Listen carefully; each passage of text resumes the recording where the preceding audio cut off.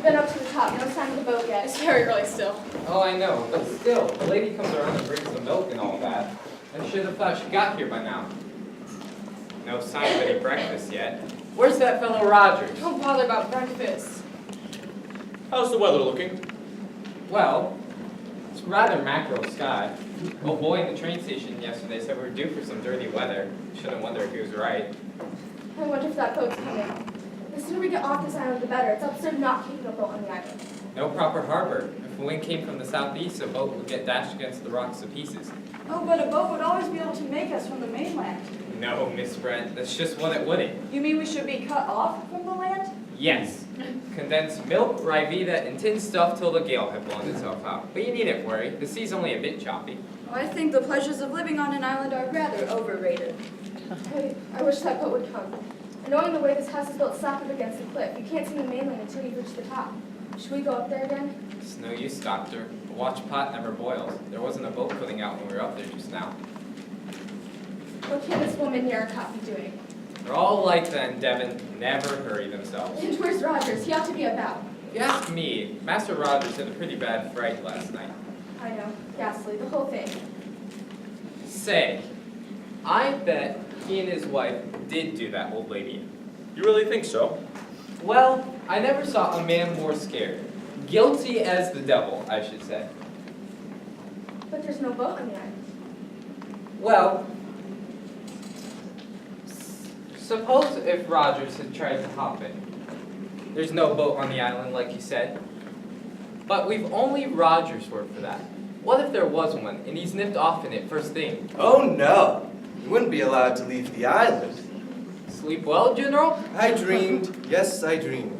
I don't wonder at that. I dreamed of Leslie, my wife, you know. Oh, yes. I wish Narracott would come. Who was Narracott? Well, the lady who brought us over yesterday afternoon. Was it only yesterday? Yes, I feel like that too. Batty gramophone records, suicides. It's all about a man can stand. I tell you what, I won't miss seeing the back of Soldier Island. I give you my word. So you don't understand. How strange. What's that, General? I don't like the look of him. I reckon young Marston's suicide must have had a pretty bad effect on him. He looks years older now. Who's that poor young fellow now? In his study, just put him there myself. Dr. Armstrong, I suppose it was suicide? What else could it be? I don't know.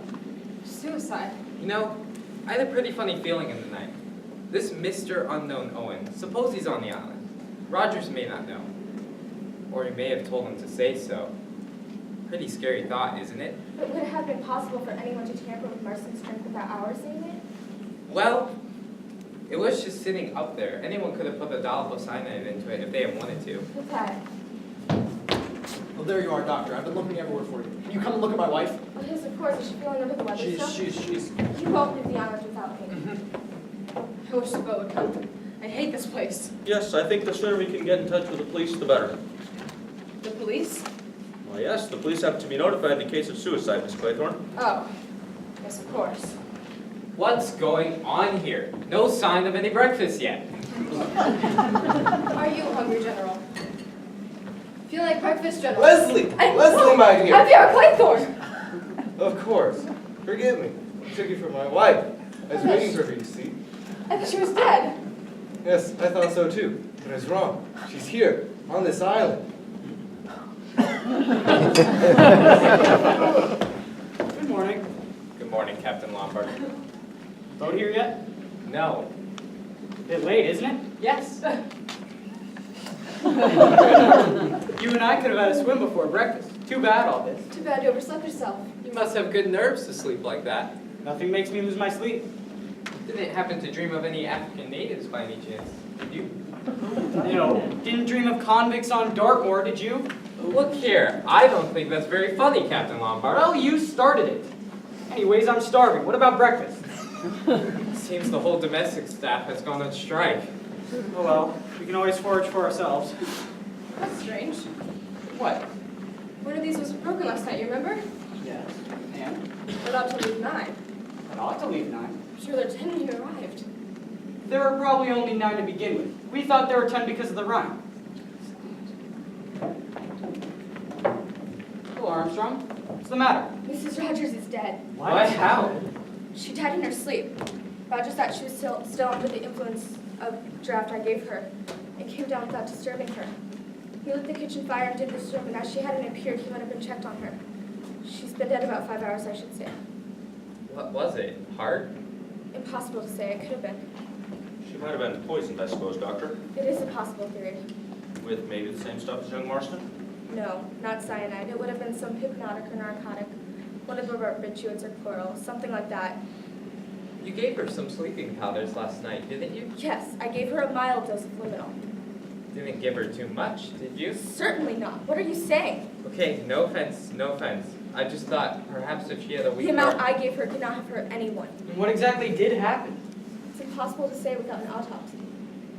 If, for instance, this had occurred in the case of one of your private patients, what would have been your procedure? But without any previous knowledge of the woman's state of health, I certainly could not give a certificate. She was a very nervous-looking creature. She had a bad fright last night. Perhaps it was heart failure. Her heart certainly failed to beat, but what caused her to fail? Conscience. What exactly do you mean by that, Miss Brent? You all heard. She was accused, together with her husband, of having deliberately murdered their former employer, an old lady. And you believe that's true, Miss Brent? Certainly. You all saw her last night. She broke down completely and fainted. The shock of having her wickedness brought home to her was too much. She literally died of fear. It is a possible theory, but I can't adopt it without more exact knowledge of her state of health. If there was cardiac weakness. Call it, if you prefer, an act of God. Oh no, Miss Brent. You regard it as impossible that a sinner should be struck down by the wrath of God? I do not. In my experience of ill-doing, Providence leaves the work of chastisement and conviction to us mortals. The process is often fraught with difficulties. There are no shortcuts. Let's be practical. What did she have to eat or drink last night before she went to bed? Nothing. Nothing at all? Not a cup of tea or a glass of water? Probably had a cup of tea. That sort always does. Rogers assures me she had nothing at all. He might say so. Well, that's your idea, is it? Well, why not? Miss Brent thinks it's true for one. Rogers and the missus did the old lady in, and they're feeling quite safe and happy about it. Happy. Well, there's no immediate danger to them. Then, last night, some lunatic goes and spills the beans. What happens? It's the woman cracks. Goes to pieces. Did you see him hanging around her, all husbandly solicitude? Not on your sweet life. He's like a cat on hot bricks, and that's the position. They've done a murder, and they've gotten away with it. And if it's all going to be raked up again now, it's the woman who will give the show away. She hasn't gotten the nerve to brazen it out. She's a living danger to her husband. But him? He's all right. He'll go on lying till the cows come home. But he can't be so sure of her. So what does he do? He takes a nice cup of tea and puts a nice dollop of something into it. And when she's had it, he washes up the cup and saucer and tells her she ain't had nothing. That's impossible. And they wouldn't do that. Not to his wife. You'd be surprised, Miss Claythorne, what some husbands would do. Pardon me, miss, but I'm just getting on with breakfast. I'm not much of a hand at the cook, so lunch is worrying me. I might be able to manage some biscuits and potatoes if that'll suffice. That'll be fine, Rogers. Lunch? Lunch? She'd be here for lunch. When's the devil's that boat? Mr. Blore! What? You'll pardon me, sir, but the boat won't be coming. What? Visible narcot's always been here before 8. Is there anything else you need, miss? No, thank you, Rogers. First he's going on about lunch and breakfast, and now he says the boat won't be coming. How the devil does he know? Mr. Blore! What? Oh, don't you see? He's dazed. He's just going on automatically as a good servant would. It's pathetic, really. Pulling a fast one, if you ask me. The really significant thing is the failure of the boat to arrive. It means we are being deliberately cut off from help. That's very little time. Very little time. What's that, General? Very little time. We mustn't waste it on things that don't matter. Why do you think Narcon hasn't showed up? Well, I think the ubiquitous Mr. Owen has given orders. You mean, told her it's a practical joke or something? She'd never have fallen for that, would she? Why not? Soldier Island's got a reputation for being a great place to throw crazy parties. This is just one more crazy idea. Narcot probably knows that there's plenty of food and water on the island and thinks this whole thing is a joke. Couldn't we let a bonfire top of the island so they see us? It's probably been provided against. All signals are to be ignored. But can't we do something? Oh, we can do something. We can search for the funny gentleman who staged this joke, Mr. Unknown Owen, because, in my opinion, he's mad as a hatter and as dangerous as a rattlesnake. Hardly a very good simile, Captain Lombard. The rattlesnake at least gives warning of its approach. Warning? My God, you're right. 10 little soldier boys going out to dine. There were 10 of us after Narcot went, right? Yes. 10 little soldier boys going out to dine. One choked his little self, and then there were 9. Marston choked to death, didn't he? Yes. 9 little soldier boys sat up very late. One overslept himself. Overslept himself? That part fits Mrs. Rogers quite well, doesn't it? Yes. You don't mean... Do you think he wants to kill us all? I think he does. And each one of us fits the rhyme. No, it's impossible. It's coincidence. It must be coincidence. Only 8 little soldier boys left. I suppose you think that's coincidence too? What do you think, Blore? I don't like it. And the sooner we get to work, the better. Come on, Blore, bring Armstrong and we'll make short work of it. Hey, nobody's got a revolver on them by any chance, do they? That'd be... Hey, do you always keep that on you? Usually. I've led a rather adventurous life and I've been in tight places before. Well, I bet you've never been in a tighter spot than you are today. There's a homicidal maniac roaming around on this island. He's probably got a whole arsenal on him, and he'll use it. You may be wrong there, Blore. Many homicidal maniacs are quiet, unassuming people. Delightful fellows. You'd never guess there's anything wrong with them. Well, if he's one of that kind, we'll leave him to you, Doctor. Now then, I suggest we make a start. Captain Lombard, I recommend that you search the house while we do the island. Right. House ought to be easy. No sliding panels or secret doors. Mind he doesn't get you before you get him. Well, you don't have to worry about me, but you two stick together. Remember, one got left behind. Come on, Armstrong. Very energetic young man, Captain Lombard. Don't you think he's right? If someone is hiding on the island, they'll be bound to find him. It's practically bare rock. I think this prop needs brains to solve it rather than brawn. Where are you going? I'm going to sit in the sun and think, my dear young lady. Well, where did I put that other skein of wool? Did you leave it upstairs? Shall I go and see if I can No. find it? I'll go. I'll know where it's likely to be. Glad Captain Lombard has a revolver. They're all wasting time. Wasting time. Do you think so? Yes, it's much better to sit quietly and wait. Wait for what? For the end, of course. I wish I could find Leslie. Your wife? Yes, I wish you'd known her. She was so pretty, so grand. Was she? I loved her very much. Of course, I was a lot older than she was. She was 27. Arthur Richmond was 26. He was my ADC. Leslie liked him. They used to talk of music and play together. She laughed at him and made fun of him. I was pleased. I thought she took a motherly interest in the boy. Old fool, wasn't I? No fool like an old fool. Exactly like a book, the way I found out. When I was out in France, she wrote to both of us and put the letters in the wrong envelope. So I knew. Oh no. It's all right, my dear. It's a long time ago. I didn't say anything to her. I let it gather inside. Here, slow, murderous rage. Now, hypocrite! I liked the boy. Trusted him. I wonder where the others are. Sent him to his death. Oh. It was quite easy. Mistakes were being made all the time. All anyone could say was that I'd lost my nerve a bit, made a blunder, sacrificed one of my best men. I never told Leslie. She never knew I knew. We went on as usual. Somehow, nothing was quite real anymore. She died of pneumonia. She had a heart-shaped face, and gray eyes, and brown hair that curled. Oh, don't. Yes, I suppose, in a way, it was murder. Curious murder. And I've always been such a law-abiding man. Didn't feel like that at the time. Serves him right, that's what I thought. But after, well, you know, don't you? You don't seem to understand. I thought you would. I thought you'd be glad, too, that the end was coming. We're all going to die, you know. I don't know. You're very young. You haven't got to that yet. The relief, the blessed relief when you know that you've done with it all. That you haven't got to carry the burden any longer. General! Don't talk to me that way. You don't understand. I want to sit here and wait. Wait for Leslie to come for me. All correct. No secret passages and only one corpse. Oh, don't.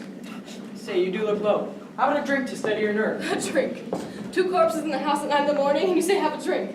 An old man going, quite crackers, have a drink. 10 people accused of murder. That's all right, just have a drink. Everything's fine as long as you have a drink. All right, stay thirsty. Oh, you! You're nothing but a waster, an adventurer. You make me tired. Say, you are bit up. What's the matter, my sweet? I'm not your sweet. Sorry, rather thought you were. But you can think again. Now, you know you don't feel like that. Rogues and murderers can't fall out. Rogues and murderers! All right, then. You don't want to drink, and you don't like the company of rogues and murderers. I'll finish searching the house. Unpleasant young man. I can't find it anywhere. I say, is anything the matter? I'm worried about the general. He really is ill, I think. Looking out for the boat, General.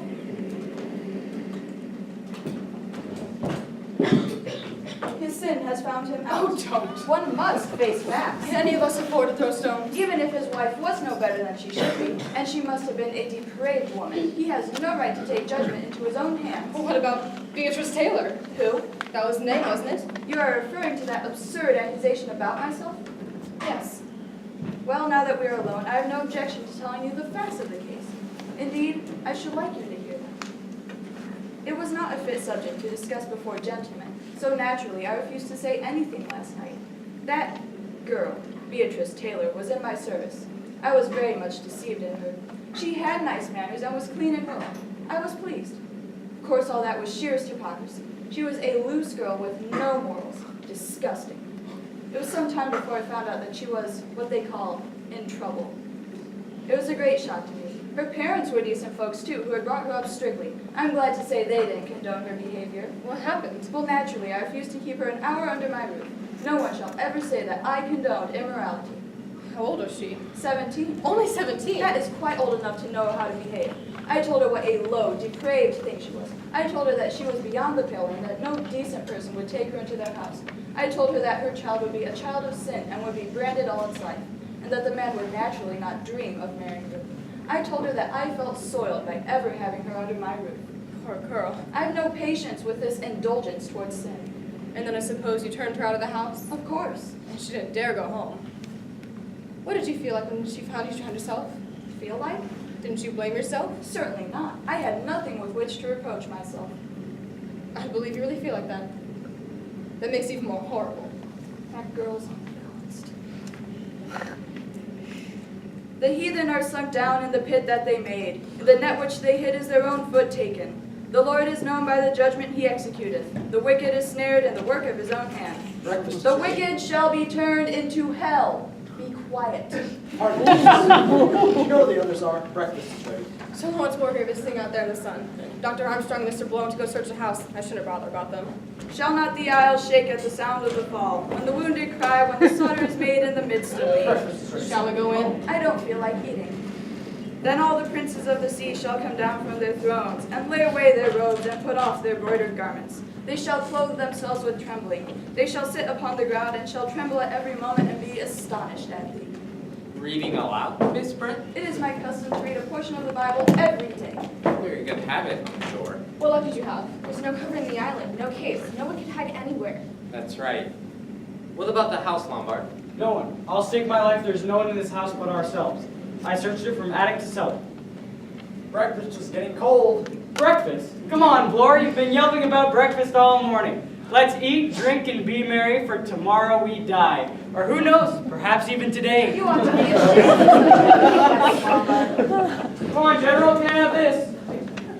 Breakfast, I say, sir. My God, one got left behind. There's a knife in Mackenzie's back. He's dead. He's dead. But it can't be. Who could have done it? There's only us on the island. Exactly, my dear sir. Don't you realize that this clever and cunning criminal is always comfortably one stage ahead of us? He knows what we're going to do and makes his plans accordingly. Well, there's only one place, you know, where a successful murderer could hide and have a reasonable chance of getting away with it. One place, where? Here, in this room, Mr. Owen is one of us.